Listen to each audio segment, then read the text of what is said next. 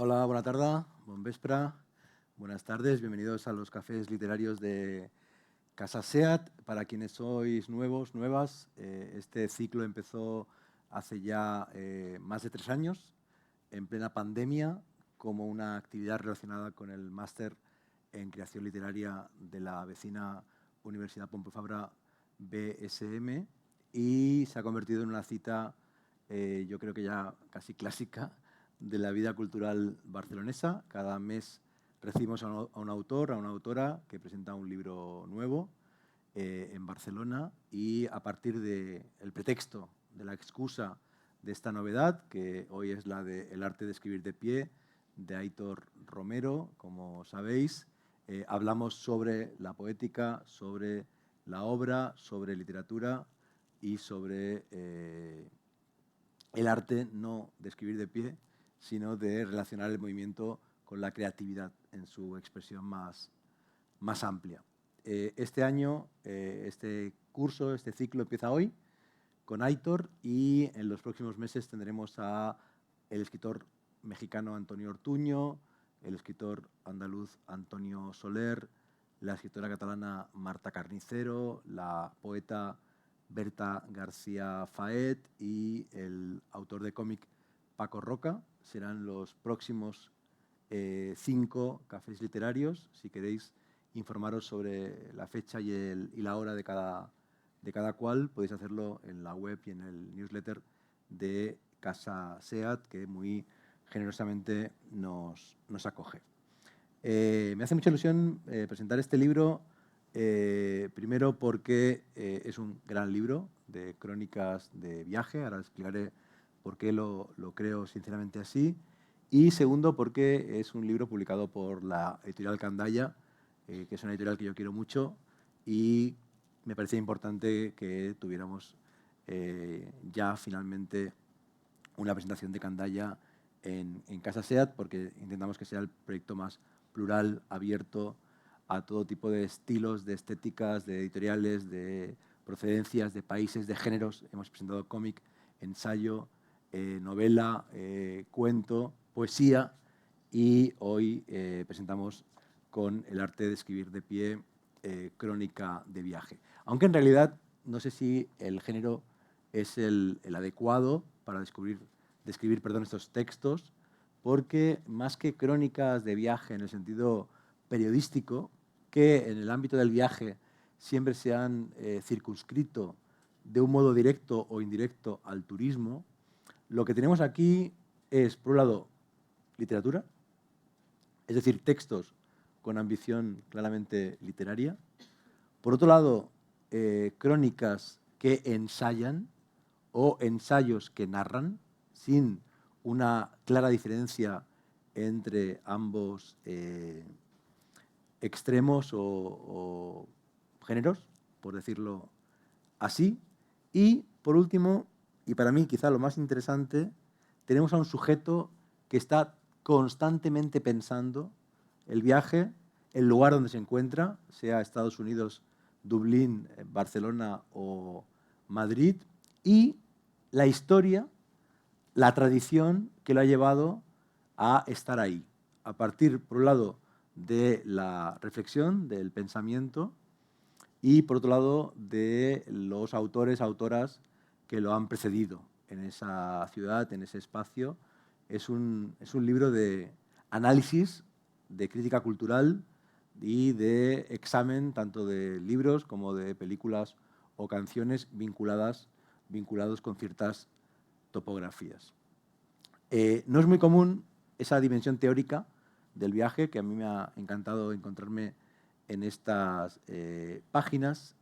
En verdad, se inscribe en una tradición muy antigua, porque el ser humano ha viajado desde siempre, y desde casi siempre, hace al menos 5.000 años, cuando ha viajado ha querido dejar una marca, una inscripción, un relato del viaje. Hay grafitis en los templos egipcios, grafitis que tienen 3.000 años de antigüedad, porque el turista ha querido dejar la marca en el lugar donde estaba.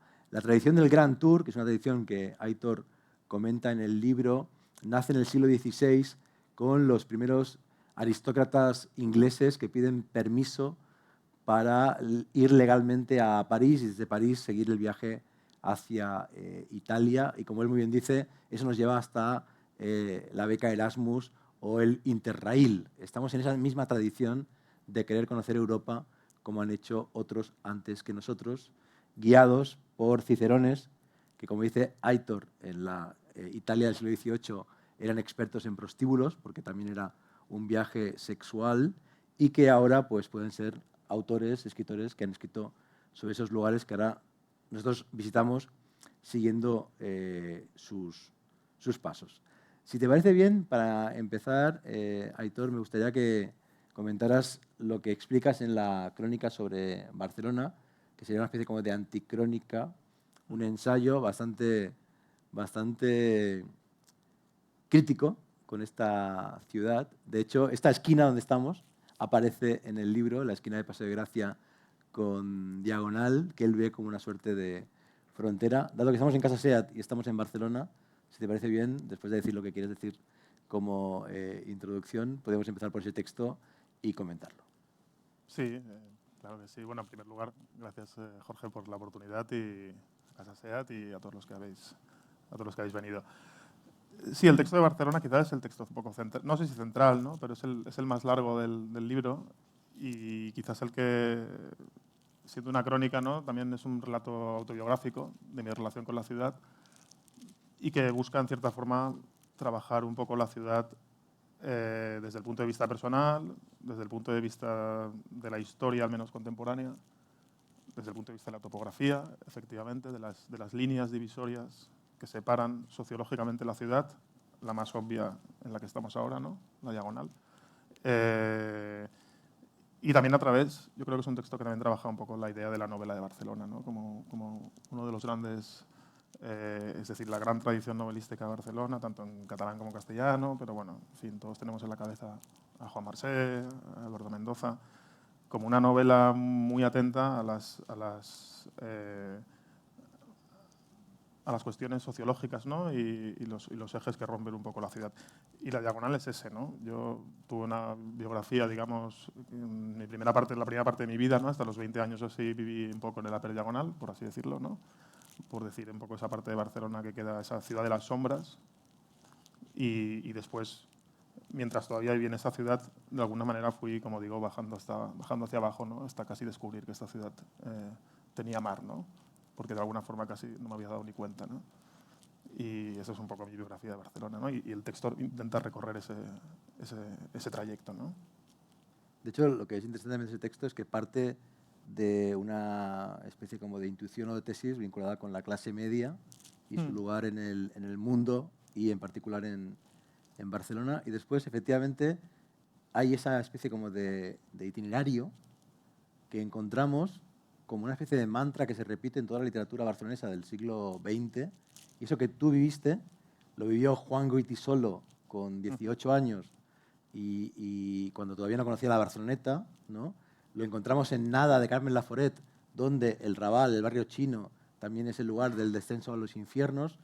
Prácticamente no hay novela o biografía barcelonesa que no repita esa especie como de educación sentimental, pero que en tu caso tiene una particularidad, que es esa especie de incomodidad de clase que sientes porque vives en un lugar en el cual la mayoría de gente pertenece a una clase que no es la tuya.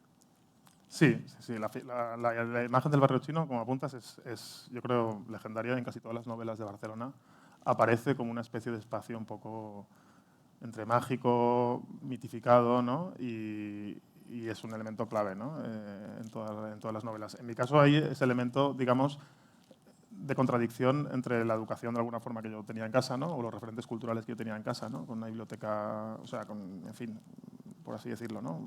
Por retratarlo de forma muy esquemática, ¿no? Mis padres eran lectores del País y su biblioteca era una biblioteca clásica, ¿no? De un progre barcelonés, ¿no? Es decir, literatura latinoamericana, básicamente, algo de literatura catalana, literatura europea y, en fin, ese era un poco la atmósfera cultural en mi casa era esa, frente a unos referentes, digamos, en el ámbito de la socialización de los primeros años del colegio y tal, que eran distintos y en los cuales yo siempre tuve una sensación de extranjería, ¿no? de profunda extranjería y de profunda, es decir, de desubicación, ¿no? Y también, como socialicé en esos primeros años de esa forma, mi entrada, digamos, a la universidad pública y mis posteriores vivencias con la clase media catalana, digamos, que sería a lo mejor el lugar en que yo, en términos económicos y sociológicos, me debería ubicar, más que en la burguesía, pues también se produjo siempre, como yo tenía ese bagaje anterior, tampoco tuve una posición cómoda, ¿no? Y siempre tuve sensación de incomodidad también entre la clase media catalana y, por tanto, siempre tuve una sensación de extranjería con la ciudad de Barcelona que sigo teniendo, ¿no? Y que es esa tensión que ha hecho que sea un objeto de mi interés y que en cierta forma me ha permitido escribir sobre ella, ¿no? Es porque ha existido siempre esa tensión de extranjería, ¿no? De desubicación. Y bueno, esa sensación un poco de ser un extranjero en el mundo que yo aprendí en Barcelona, de alguna forma es la que me ha llevado a conocer otras ciudades y siempre me he relacionado con todo con una especie de sensación de extranjería, ¿no? Es decir, también en términos profesionales, ¿no? O sea, un escritor entre los ingenieros, un ingeniero en la literatura, siempre he estado en esa posición un poco extraña y es, supongo que la forma que tengo de relacionarme con las cosas. Hay una idea también que se repite en todo el libro, que es esa la de frontera móvil o inestable.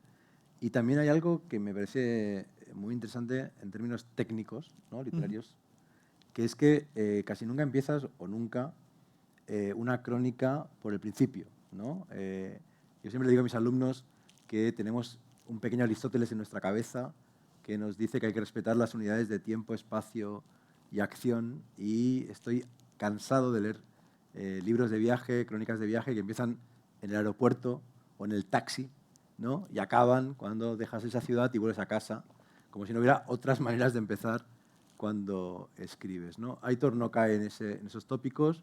A menudo sus crónicas empiezan con ensayo, con reflexión, incluso páginas, sin llegar a puerto, ¿no? Sin llegar realmente al lugar donde se encuentra. Después, como en el caso de la crónica sobre Estados Unidos, de pronto sintetiza de un modo muy interesante muchos días en un párrafo, ¿no? Con algún detalle que él va como amalgamando. Y a menudo encuentra una historia, ¿no? Un punto de storytelling muy fuerte con un personaje, por ejemplo, en Estados Unidos, que es un conspiranoico, que le recuerda a otro que conoció en Francia, o en el caso de Barcelona, con un tipo que tiene una doble vida y que hace que la crónica se amplíe de lo más típico, que sería el Raval y el chino, hacia el paralel, con un detalle generacional, porque es mucho más joven que yo, que nos llevaría hasta la serie Autodefensa, que es la sala Polo y el paralel como un lugar donde todavía ocurren cosas en la noche barcelonesa. Ocurrían hace 20 años y siguen ocurriendo. Háblanos un poco, uno, de ese personaje en particular, que te lo encontraste y se ha transformado, y dos, si estás de acuerdo en esa especie como de estrategia que te hace ir de lo general, de lo teórico, a lo particular y narrativo. Sí, la estrategia de ir de lo... Yo creo que es consciente y es una parte de este tipo de textos que, como has dicho al principio, son un poco ensayos narrados, ¿no? De hecho, fue un subtítulo que barajé para el libro, ensayos narrados, crónicas ensayadas o algo así, ¿no? Una especie me interesa mucho el ensayo o en la medida en que puede partir de ideas generales y tiene como objetivo exponer una serie de ideas generales, pero que busca lo particular para narrar y quizá no para exponerlas, sino incluso para discutirlas, ¿no? Entonces, esa idea en este caso, de empezar quizás por lo general y luego ir metiéndome hacia lo particular, pues sí, yo creo que es una estrategia que la podría quizás abordar al revés, ¿no? Pero me parece más interesante discutir un lugar primero desde lo general y luego ir enfocando, digamos, el tiro, ¿no? de la propia crónica. Y luego, en particular, sobre este tipo de personajes un poco sui generis que me preguntas, siempre tengo interés por ese tipo de personajes. En este caso, ese personaje al que como digo, apodo el griego, ¿no? Para ahorrarme el trance de pronunciar su apellido, ¿no? Impronunciable, y también para protegerme, ¿no? Porque porque sí que existían, creo que sigue vivo, vamos, no tengo noticias de que no, pero y no querría encontrarme con él, la verdad. Fue un personaje, digamos, que campaba por la Upper Diagonal y que era extremadamente violento. Y no era muy alto, pero en una pelea a veces hace falta ser muy decidido, ¿no? Él tenía esa determinación y entonces siempre solía salir ganador de los combates, ¿no? Y bueno, se generó un poco el mito en la Upper Diagonal y bueno, hay bastantes fuentes que lo constatan. O sea, y entonces, por tanto, parece ser que era así, ¿no? Que él se apostaba dinero, digamos, había gente que se apostaba dinero con él por pegarse en la puerta del Apolo con él. Incluso para salir derrotado. Casi todos sabían que saldrían derrotados, pero era un orgullo poderte pelear con él, con el griego, en la puerta del Apolo, y la gente se apostaba 50 euros con él, y entonces él siempre solía salir ganador, ¿no? Hasta que, supongo, como ocurre en este tipo de casos, abandonó ese tipo de vida, porque se casó o ascendió en una empresa o entró en la vida seria, y como digo, se quedó en la Upper Diagonal y ya dejó de bajar ahí, donde tenía una especie de doble vida, ¿no? Él era un tipo formal en la Upper Diagonal y un tipo, digamos, con una doble vida, ¿no? Que estaba en el submundo cuando bajaba por debajo de la diagonal, hasta que ya adoptó una nueva vida o quizás llegó alguien más fuerte que él y, como suele pasar en estos casos, le puso en su sitio y tuvo que dejarlo, ¿no? Pero sí, es uno de esos personajes, al menos de mi generación, algunos sabrán de quién hablo, ¿no? Y ya digo, mejor no digo el apellido real porque si no, a lo mejor me lo encuentro un día y no puedo volver a Barcelona, ¿no? De hecho, incluso mencionan, ¿no?, que sería una especie como de versión barcelonesa del Club de la Lucha, ¿no? Que ocurría en el Apolo, según varias fuentes, recuerdan, la verdad, a mí me sonó a semificción.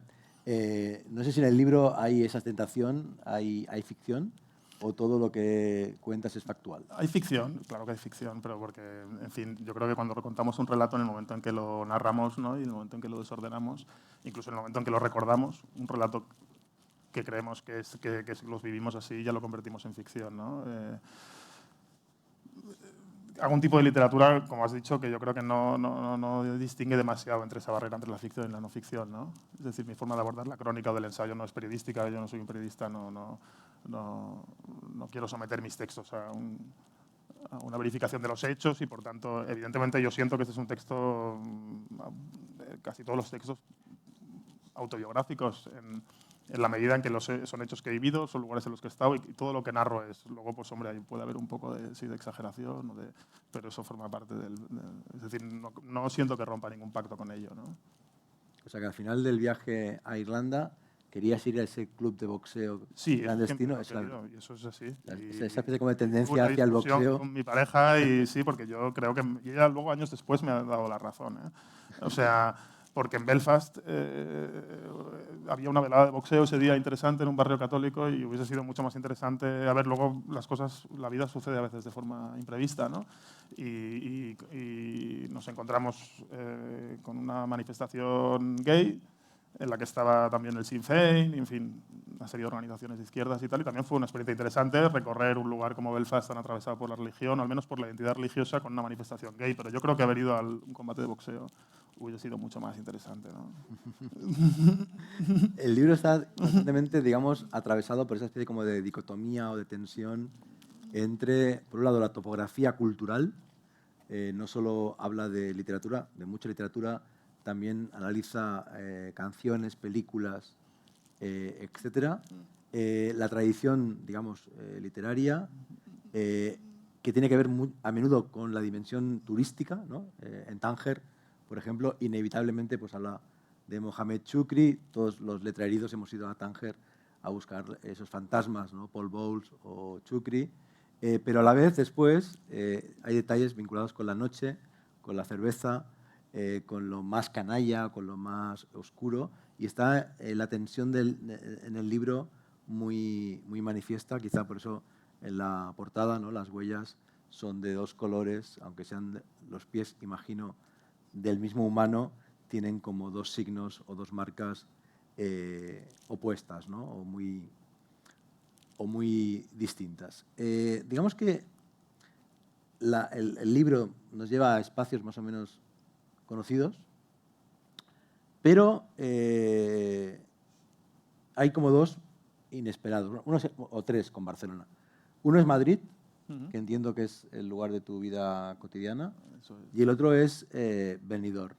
¿Cómo fue, por un lado, enfrentarte a la descripción, la narración de lo más inmediato, vinculado con la memoria de la migración o del cambio de ciudad, Barcelona-Madrid, y por otro lado, cómo fue irte a Benidorm para hacer una especie como de loa, incluso recordarnos que hay arquitectos muy famosos que han visto en Benidorm un modelo de ciudad del futuro?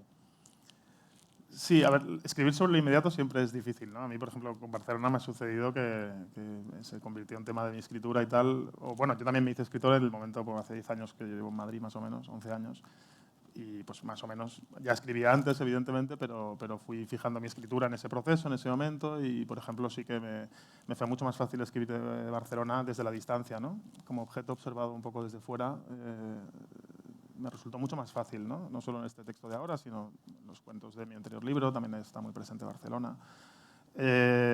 Sobre Madrid, al vivir allí se hace difícil, ¿no? La escritura de lo inmediato y de lo que tienes, de los objetos que tienes muy cerca, efectivamente es difícil, ¿no?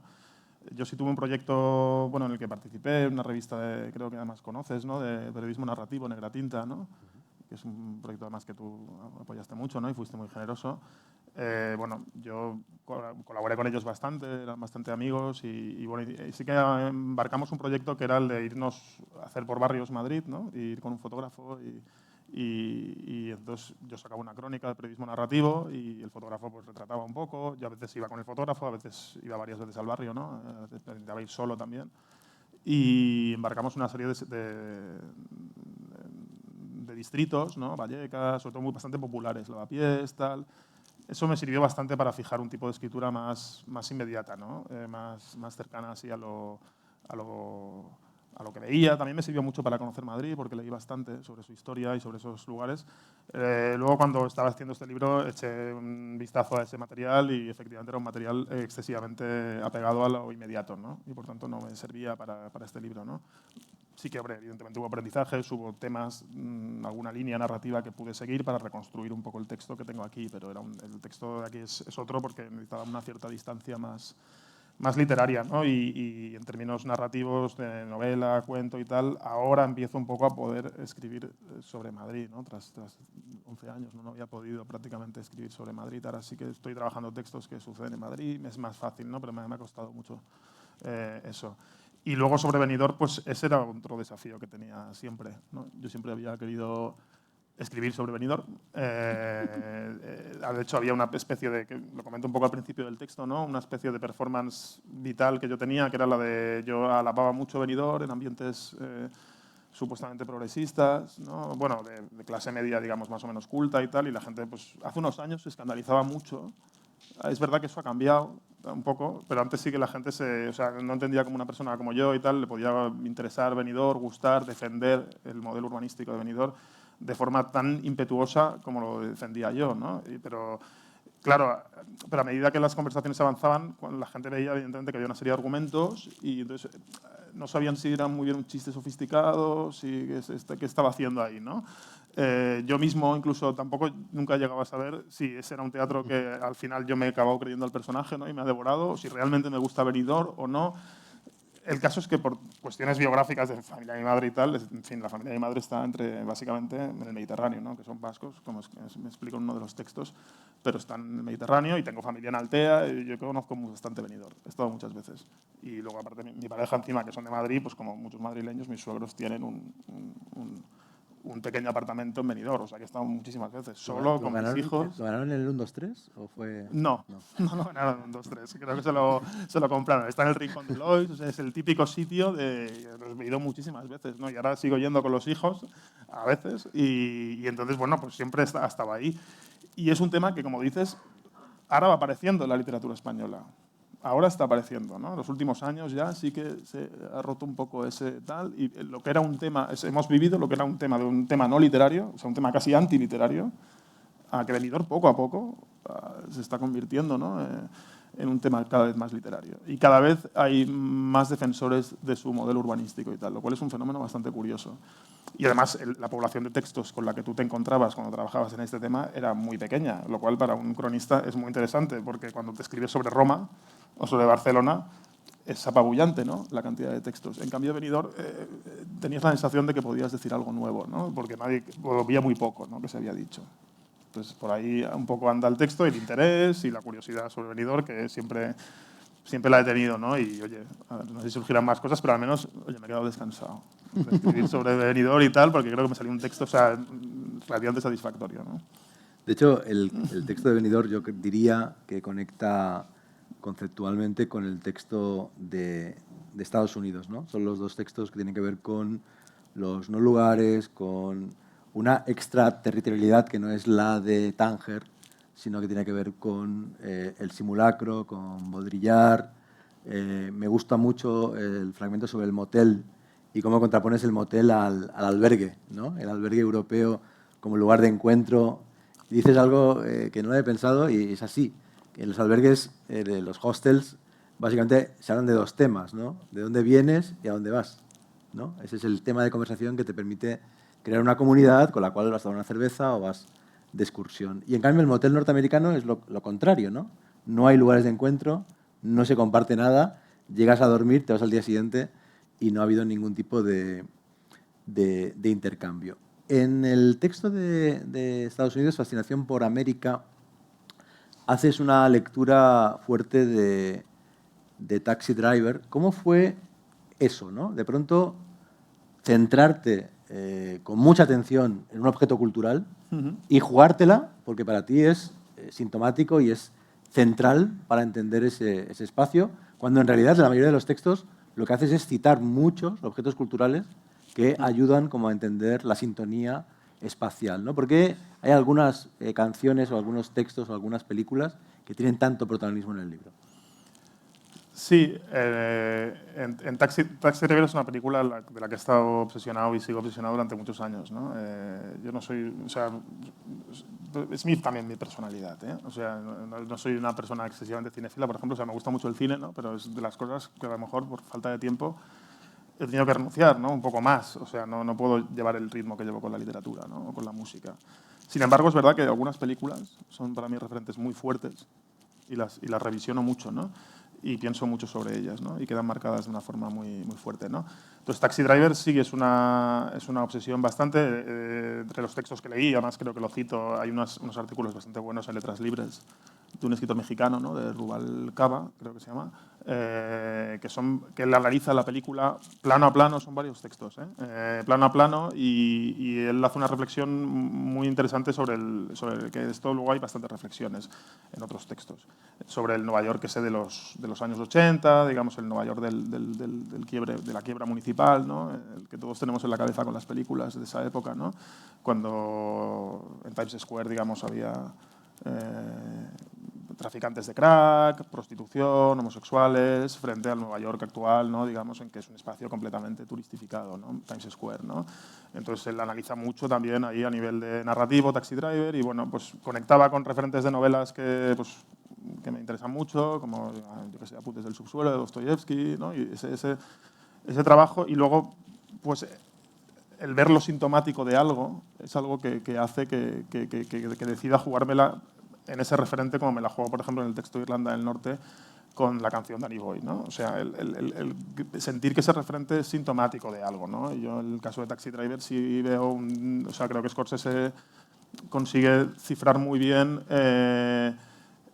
un discurso, digamos, anticiudad, ¿no?, que es sintomático de eso que o sea, de lo que en Estados Unidos se llama el ciudadano basura, ¿no?, que en algunas veces es una especie de candidato a convertirse en un lobo solitario, ¿no?, en un terrorista de estos que un día coge una escopeta y tal, pero que en su bagaje ideológico hay toda una serie de odio a la ciudad como un lugar de mezcla de razas, de basura, de perdición, de impureza, ¿no?, de degradación, de degeneración, ¿no? Entonces, esa idea, esos discursos anticiudad, que además están en otras ideologías, incluso en ideologías que aceptamos públicamente, no solo en la ultraderecha, sino incluso en ideologías neo-hippies, pero ahí cifrado en un personaje como el de Travis, el de Taxi Driver, yo creo que está muy bien retratado. Entonces, esa es un poco la razón por la que yo me la juego ahí, ¿no? Porque considero que es una película que cifra muy bien esa serie de discursos, digamos, de odio a la ciudad, ¿no? Como lugar de mezcla, ¿no? Al final,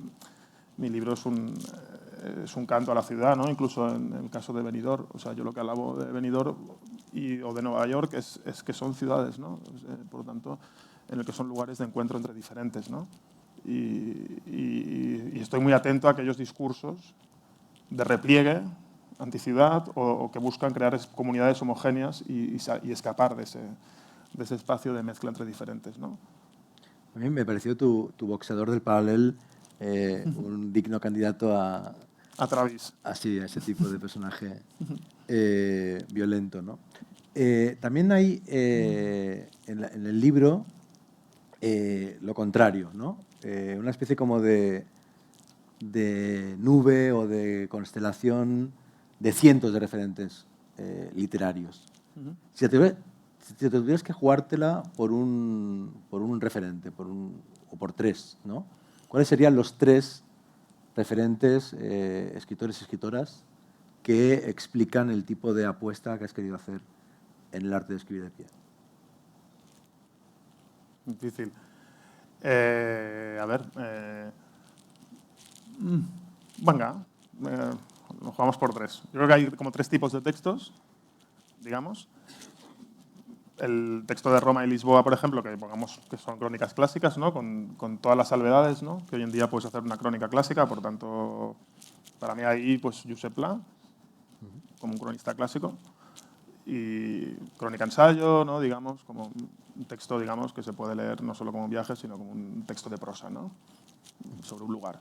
Yo creo que el texto de Barcelona, pues mi gran referente de los últimos años como un gran escritor de Barcelona para mí es Pérez Andújar, Javier Pérez Andújar. Creo que ha escrito la ciudad como nadie, ¿no? Con textos que son híbridos.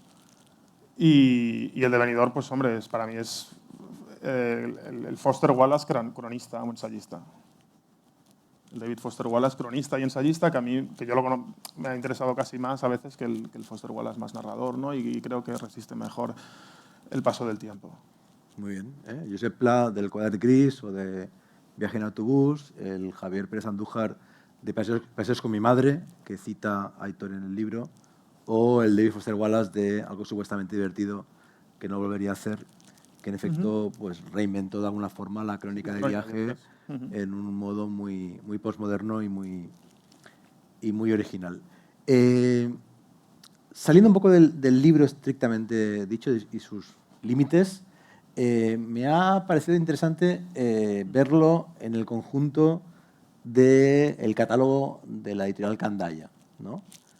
Hay algunas referencias directas, hay citas, por ejemplo, citas a Eduardo Ruiz Sosa, citas a Agustín Fernández Mayo, Nocilla Dream y su visión de Estados Unidos.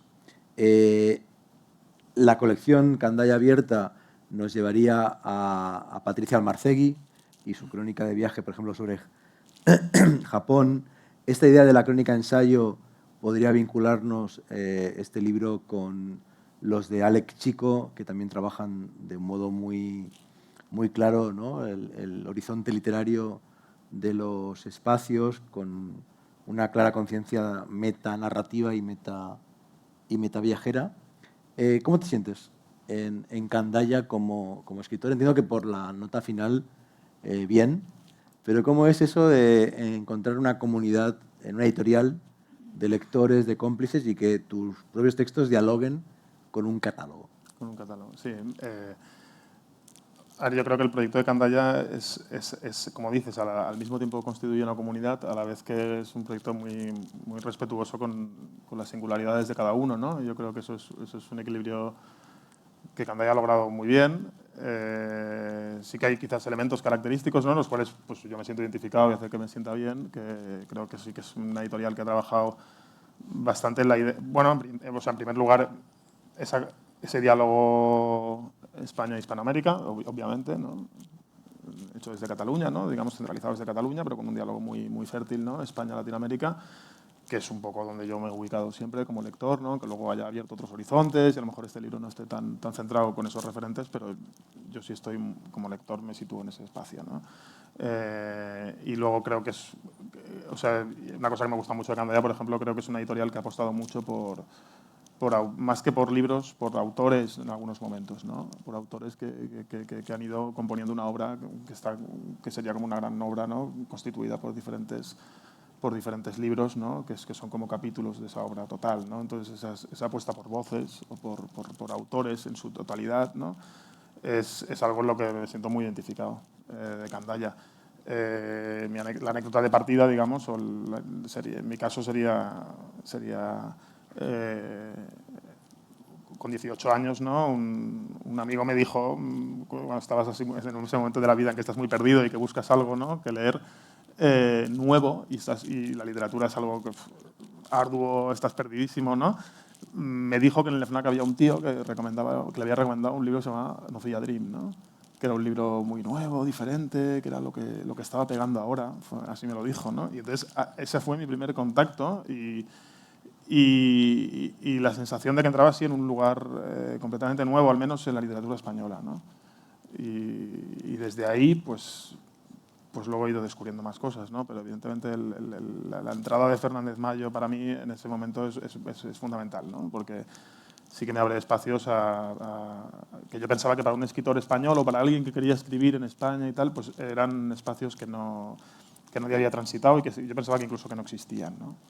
Y entonces esa nueva forma de narrar, esa posmodernidad, eso es algo que sí que creo que Candaya ha sido un referente, ¿no? en el mundo hispanohablante. Otra cosa que te quería preguntar, que me daba mucha curiosidad, es tu formación, ¿no? Y cómo tu formación, primero académica, después tu carrera profesional, se puede o no, crees, usar para leerte, ¿no? Porque yo sí que veo unas estructuras, un cálculo de materiales, una suerte como de ingeniería, ¿no? en los textos. Está muy meditado, los que son más fragmentarios, los que cómo vas articulando, ¿no? una construcción y una red a veces literaria. ¿Tú crees que tu mirada y tu formación influyen en tu modo de concebir la literatura? Sí, yo creo que es un elemento bastante importante. Sobre esto hay una confusión siempre, ¿no? O sea, con la formación, que bueno, achaco, digamos, a las conversaciones más o menos, sin entrar mucho en profundidad, pero la gente cuando ve que soy ingeniero y tal, siempre hay un poco la idea ¿Qué tipo de ingeniero eres? Industrial, que es, bueno, una carrera que no sé si existe ahora mismo, que está parcelada en una cosa muy generalista. Entonces, ser ingeniero industrial es prácticamente, es como tener unas humanidades, digamos, en el campo técnico, de alguna forma, ¿no? Entre comillas. Y entonces, la gente suele pensar, es muy habitual que me hagan la pregunta del mundo científico, ¿no? Entonces, que tampoco es verdad, ¿no? Porque un ingeniero no tiene una estructura mental científica, no tiene una formación, o sea, tiene una cultura científica, pero es un técnico, ¿no? Entonces es distinto, ¿no? Ahí nos apartaríamos de Fernández Mayo, la física, digamos, esa búsqueda de la verdad, que yo casi me parece más cerca de la poesía que tiene la ciencia. Yo creo que eso es un área muy interesante. Y luego hay lo que comentas tú, que es muy agudo, lo de las estructuras y tal. Yo creo que el sustrato técnico te da más unas estructuras, más un trabajo de ese tipo.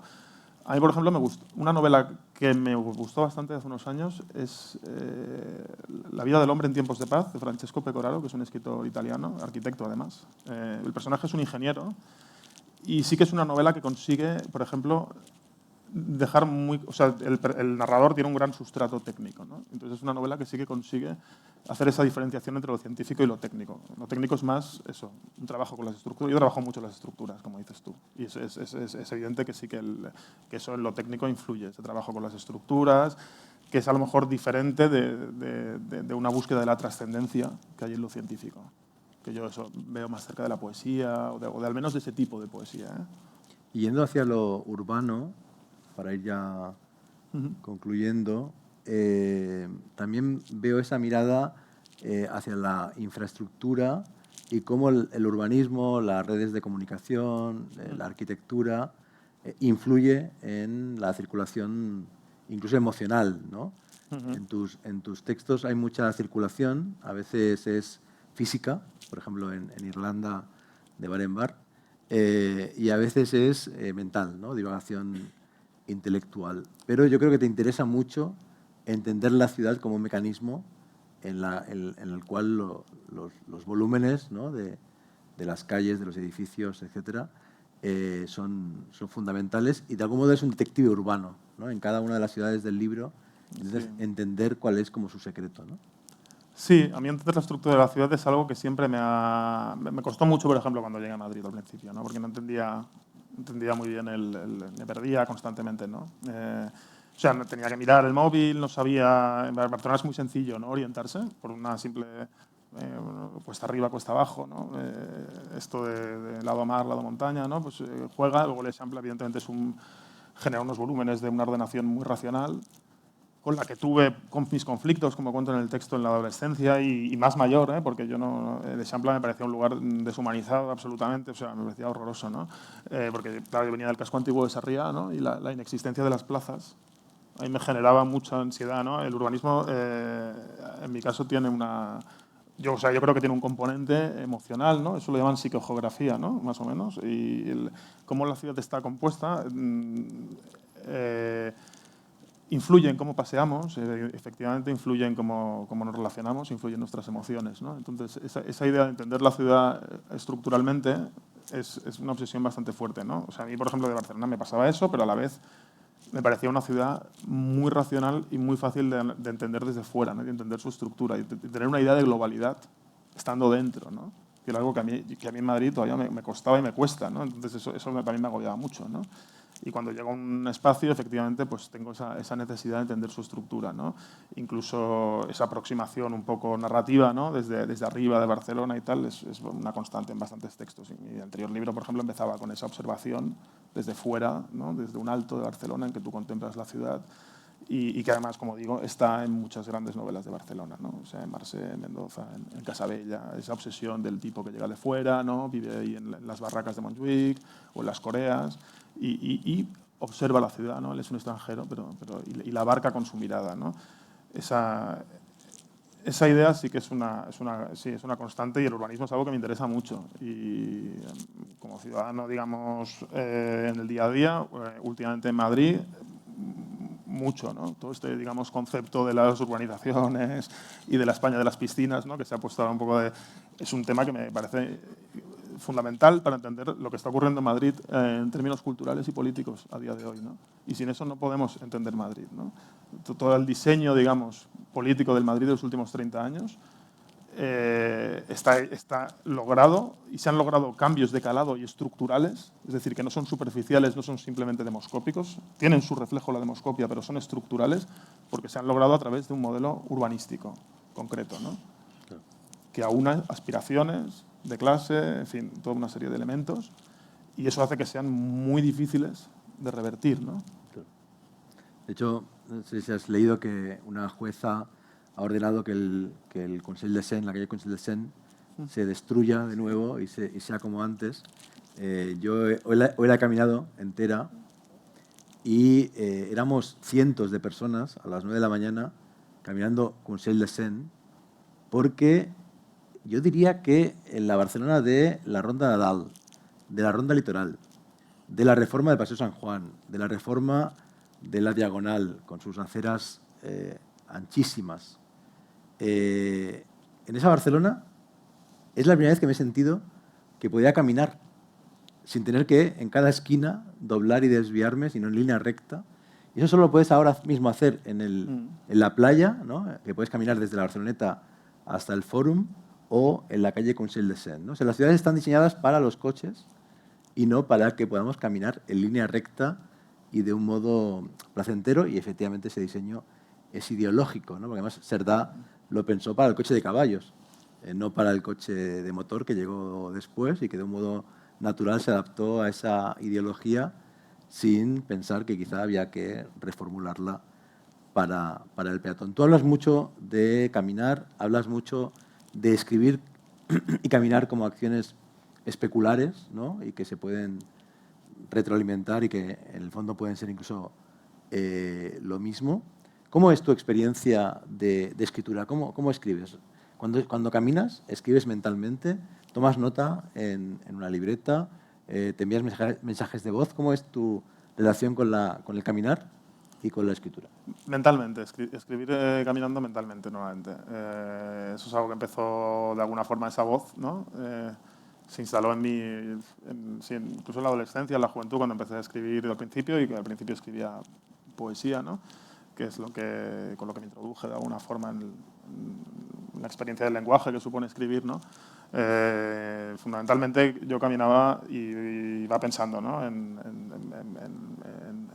fragmentos con ritmo, en versos. Ahora ya evidentemente ya escribo más en prosa fundamentalmente, pero sí, durante el camino sí que se me ocurren ideas y fragmentos, ¿no? A veces hay voces que me atraviesan, o, en fin, si estoy trabajando en ensayo a lo mejor son ideas más estructuradas, y si estoy trabajando un fragmento narrativo, ¿no? Una novela o un cuento, son voces directamente, ¿no? En prosa. Y entonces ahí es como trabajo.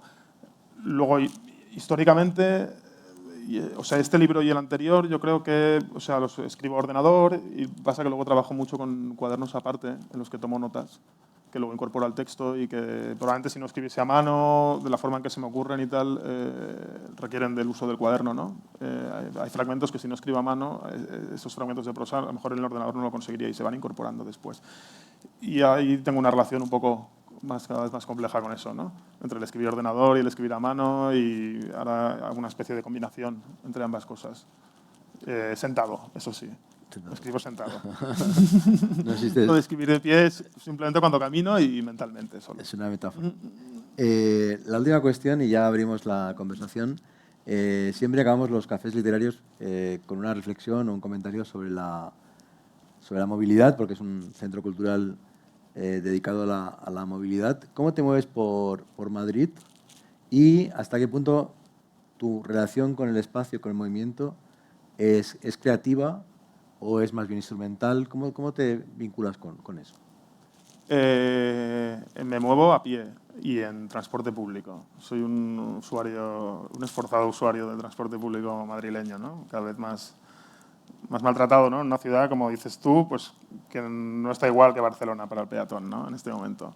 Entonces, yo básicamente me muevo en transporte público y a pie, ¿no? En el día a día hago un uso práctico del espacio y del tiempo por falta de tiempo y tal, ¿no? O sea, es decir, luego es una de las cosas, por ejemplo, quizás la cosa que más he hecho en falta desde que tengo hijos, ¿no?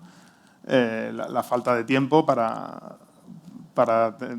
que me obliga a tener que ir de un trayecto a otro a cierta velocidad, ¿no? Y no poder, como yo hacía antes, ¿no?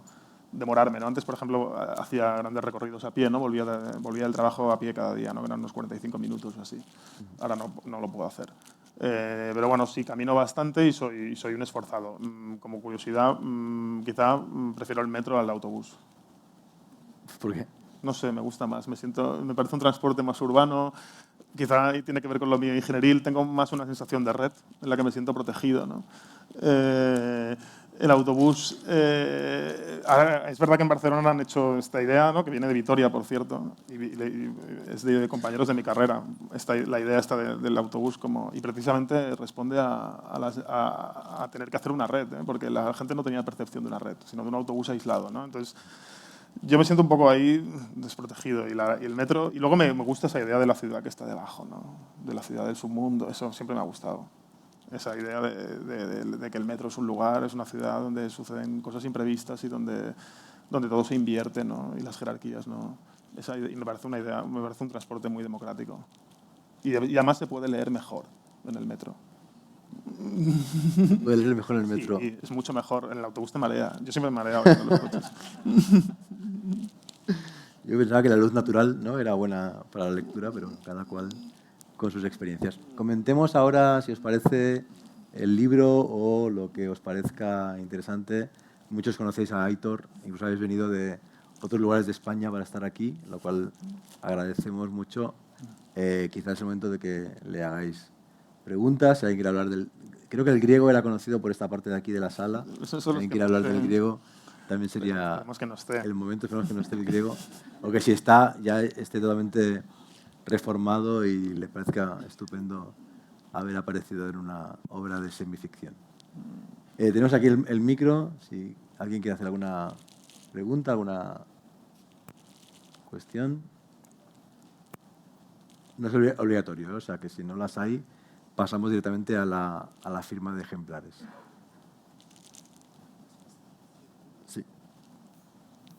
Hola, bona nit. Puc parlar en català? A mi m'és igual, I tant, sí. Faltaria més. Escolta, aquest llibret és molt primet, no? No sé, dona la sensació. Igual és molt dens. Igual... És més dens que... No me n'estic dient. enrient. Sí. Parlo així perquè sóc així.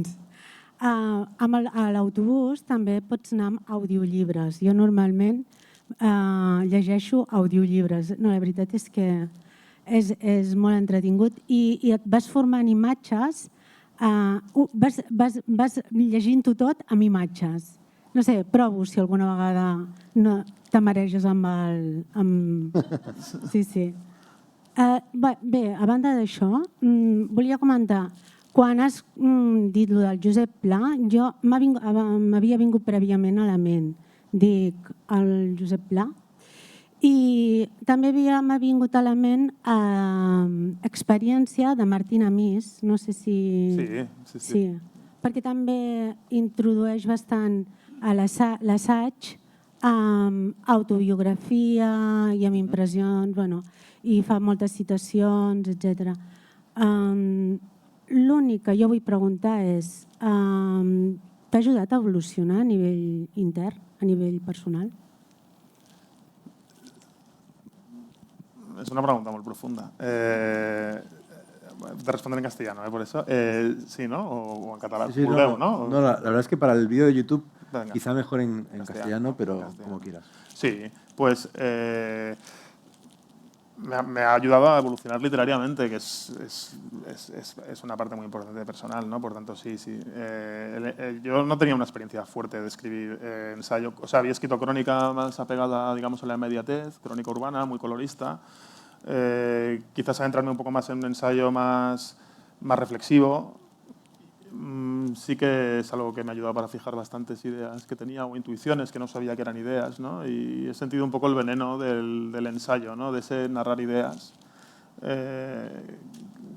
y de exponerlas, digamos, desnudas de la arquitectura narrativa que te obliga a un texto de ficción, ¿no? Más clásico, más narrativo. Entonces sí que he descubierto incluso cosas que no era consciente que tenía dentro de mí o que pensaba o que las pensaba de esta manera. Sí, en algunos momentos incluso ha sido, en el texto de Barcelona, por ejemplo, ha sido un texto bastante doloroso, pero sanador también, porque me ha ayudado a redefinir mi posición con la ciudad e incluso mi relación con mi madre, ¿no? Porque el texto acaba un poco en los últimos meses o años de mi madre, ¿no? Y su relación con la ciudad, que también era conflictiva. Y entonces sí, ha sido el sentido que he descubierto verdades que a lo mejor no estaban dentro de mí, pero no era consciente, ¿no? Es curioso cómo la escritura es también una forma de pensar, ¿no? Y llegamos a cosas que a lo mejor hablando no descubriríamos, ¿no? Sí. En ese texto hay algo maravilloso, que es que, en general, que un texto acabe 3 veces es un error del texto, ¿no? Y hay que decidir cuál es el final. Y a veces, quitando un párrafo, o 2 o 3, llegas al auténtico final del texto. Ese texto acaba como 12 veces. Y es genial que acabe así, porque es una especie como de ir dándole vueltas de tuerca a esa... Es como que tú no te quieres despedir del texto porque estás aprendiendo algo que no sabías sobre la ciudad en la que viste la mitad de tu vida, ¿no? Y para mí lo que podría ser un error de técnica literaria se convierte en la gran virtud, porque además le da una profundidad emocional la parte de la despedida de tu madre increíble. Además, es la muerte de la madre, ¿no? Y habitualmente lo leemos como dolor, duelo, pérdida y pesimismo. Y en cambio él le da la vuelta y lo ve como una bella despedida que le permite, bueno, eso, sanar. Tú has usado la palabra sanar. Sí. ¿Alguna última cuestión que queráis comentar a Aitor? ¿No? Bueno, aquí tenemos delante...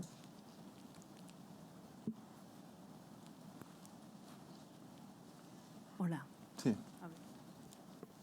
Bueno, yo quería preguntar cómo ha sido el proceso de escritura de este libro. Tú has dicho, ¿no?, que ibas caminando, ibas pensando, tomabas notas en el ordenador. Pero bueno, yo no he leído el libro, tengo muchas ganas de leerlo, lo leeré. Yo también estoy de acuerdo con la función sanadora de la literatura, ¿no?, que te has referido. Pero quería preguntarte cómo ha sido este proceso, cuánto tiempo te ha costado, cómo lo has hecho, ¿no? Más en detalle. ¿Cuándo lo has dado por terminado? ¿Cómo has sabido que estaba terminado, ¿no? ¿Cómo lo has sentido, ¿no? Claro, nunca se terminan los textos, ¿no? En realidad los abandonamos, ¿no? Porque podrías seguir ahí corrigiendo eternamente, ¿no? Y a lo mejor llegarías a un texto mejor o a lo mejor te quedarías sin texto, ¿no? Porque ya al final llegarías a una perfección que es el blanco, ¿no?